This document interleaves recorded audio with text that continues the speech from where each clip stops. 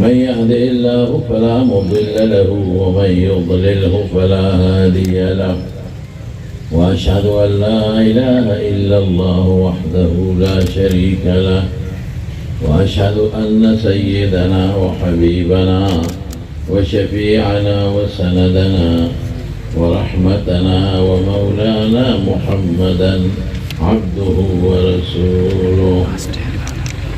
أما بعد فأعوذ بالله من الشيطان الرجيم. بسم الله الرحمن الرحيم. والذين جاهدوا فينا لنهدينهم سبلنا وإن الله لمع المحسنين. صدق الله العظيم.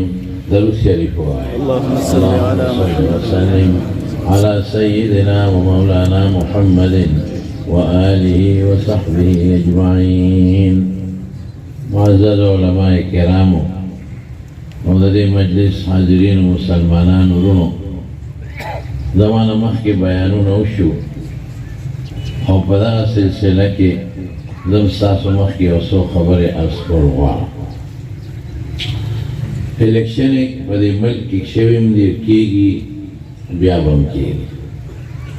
دا یو آئیني او یو دستوري سیسټم دی د دې ملک، چې د آئین او د دستور لاندې په دې ملک کې بلا الیکشن وشوې او ممبران جوړ شو، وزیران جوړ شو، صدر جوړ شو، وزیر اعظم، وزیر اعلی جوړ شو او د مختلفو پاټو جوړ شوي. دا د ملک یو عمل دی او دا کېږي، همیشه کېږي، او څوک یې ګټي او څوک یې بیلي په ظاهر کې.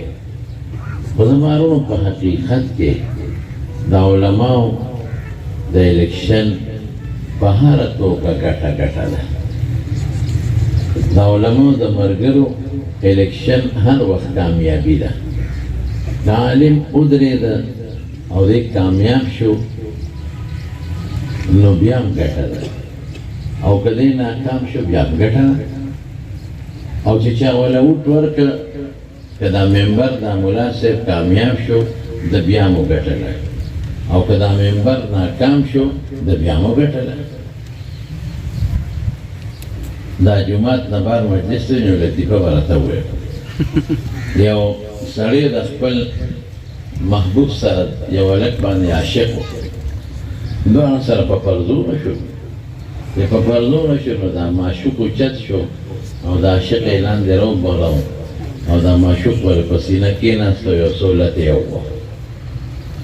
نو هغه عاشق ته چا ویل خدای دې بېخوبسته، موږ پوهېږو ته خو پوره پهلوان یې، ته خو هغه راوپرزولې او ښې وډبولې، ظالمه ته پې په ځمکه راوغورځولې، ادر باندې په سینه کېناسته. دی ورته وي زما دواړه ګټې دي، زما څه دي؟ دواړه ګټې دي. تا مې راپرزولې او دی په سینه ناستو، دا خو واه واه ګټه ده، واه. او که چېرته زه یې راوپرزولم هره په سینه کېناسته نو دا مې هم ګټه ده. نو زموږ د ملیانو هر طرف ته ګټه ګټه ده. که دی پاس شو بیا ګټه ده، که فیل شو بیا ګټه ده. او چې چا ووټ ورکړ، که ممبر پاس شو بیا ګټه ده، که فیل شو بیا ګټه ده. صرف یو تاوان دی و تاسو ته وایم. ولې ګټه ده؟ ملا صاحب که الیکشن کې ودرېږي او حصه اخلي، د دې یو نیک مقصد دی چې دې مقصد له ځم، که دې ورسېده ډېره لویه ګټه شوه. که ونه رسېده د ده نیت برابر و، د منډه واله د محنت وکړه، خدای به اجر ورکړي، دې ګټه شوه. تا ملا صاحب له ووټ ورکړه څه دپاره؟ چې دې دې اسمبلۍ له لېږم. که ستا په ووټ دې اسمبلۍ له ورسېده، ستا ثواب وشو، مضبوط ثواب دې وشو. او که ونه رسېده نو چې تا ووټ ورکړه نو بیا دې هم ګټه ده.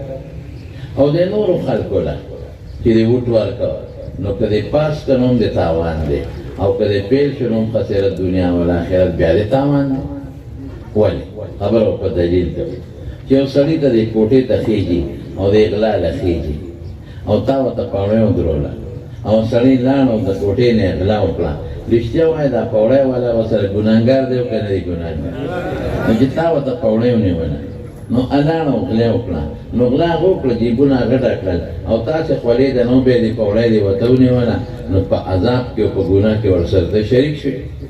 وایي پاوړۍ باندې تا خېجولی او که پاوړۍ دې ورته ونیوله او هغه براونه خطه سردلان دی را پریوته نو کېدی چې ستا په دې سټ را پرېږدو سټ دې مات شي او بېغمه شي نو بیا دې هم ګناه شوه نو دغې خلکو له اوټ ورکول که دې کامیاب که بیا مجرمې او که دې کامیاب نه که ناکام شو بیا مجرمې ملا له اوټ ورکول که دې کامیاب که بیا دې ثواب او که ناکام شو بیا دې ثواب اوس نو تاسو د ټولو نه تپوس کوم زه د چا بد نه وایم خو زه تاسو د ټولو نه تپوس کوم تاسو چې اوس کوم مولانا صاحب ولاړ دی مولانا محمد قاسم صاحب نو تش مولانا نه دی شیخ الحدیث دی ورشه وګورئ په سوونو طالبانو ته د رسول الله مبارک حدیث ښایي شیخ التفسیر دی د خدای د قرآن تفسیر خلکو ته ښایي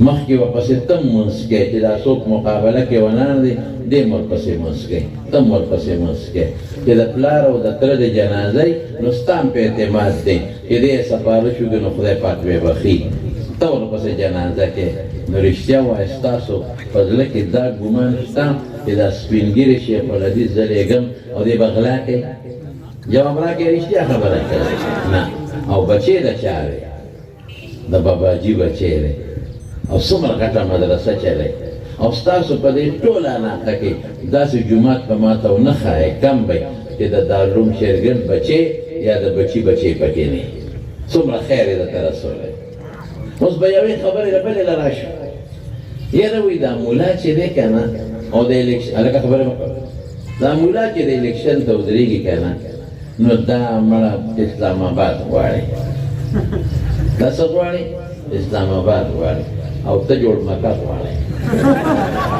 او که ته بیت المقدس غواړې او که ته مدینه غواړې زه اسلام آباد غواړم او ته مکې ته ځې ها ته م اسلام آباد غواړې او ځم نو مولانا بیجلیګر صاحب د خدای پاک وبخي هغه به وی د اسلام آباد د شاخې تاخې دوی سره خوند نه کوي وایي چې ما خپل سپین پټکې والي او د اسلام آباد په دې روډونو ګرځم او دا یخې هواګانې را سره ورباندې لګي نو رښتیا ووایه ما سره خوند کوي که دې خلکو سره خوند کوي اسلام آباد رښتیا د دې ملک دارالخلافه ده زه افسوس کوم چې دې زر په هلک حواس واورئ که نه دې په ملا د اعتراض کوي او دا پې سوال کوي چې د ملا د وټونو سره څه تعلق دی نو ستا ورسره څه تعلق دی دره دې ملک